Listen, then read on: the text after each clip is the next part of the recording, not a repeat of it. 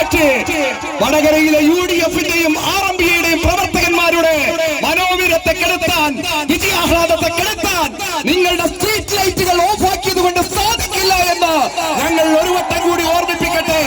1000 ലൈറ്റുകൾ നിങ്ങൾ അടച്ചാലും 10,000 സൂര്യന്റെ കരുത്തോടുകൂടി ഷാഫി ഈ പുതിയ ബസ് സ്റ്റാൻഡിലേക്ക് കടന്നെത്തുകയാണ്.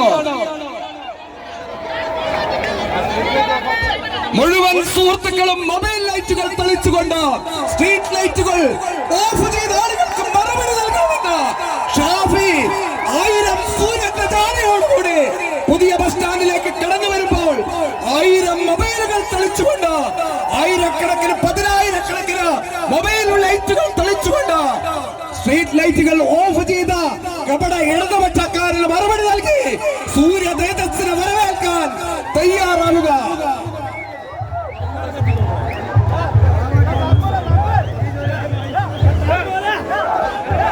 ഷാഫി പറമ്പിൽ വടകരയിൽ വന്നപ്പോഴും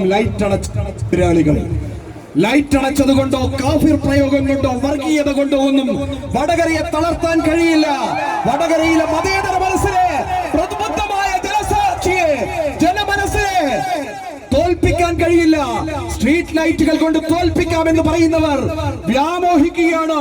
വടകരയിൽ ചന്ദ്രശേഖരനെ വെട്ടിക്കൊല ചെയ്ത ആളുകൾക്ക് വടകരയുടെ മണ്ണിൽ ഒരിക്കൽ പോലും ജയിക്കാൻ കഴിയില്ലെന്ന് പ്രഖ്യാപിച്ചുകൊണ്ട് ചന്ദ്രശേഖരന്റെ ചോര വീണ മണ്ണിൽ ഇനിയും വെള്ളിക്കൊടി പാറിക്കുക തന്നെ ചെയ്യുമെന്ന് പ്രഖ്യാപിച്ചുകൊണ്ട് ഉദയ സൂര്യനെ പോലെ 10,000 സൂര്യന്റെ തേജസ്സോടുകൂടി ഷാഫി പറമ്പിൽ ഇതാ കടന്നു വരികയാണ് ഈ പുതിയ ബസ് സ്റ്റാൻഡിലേക്ക്.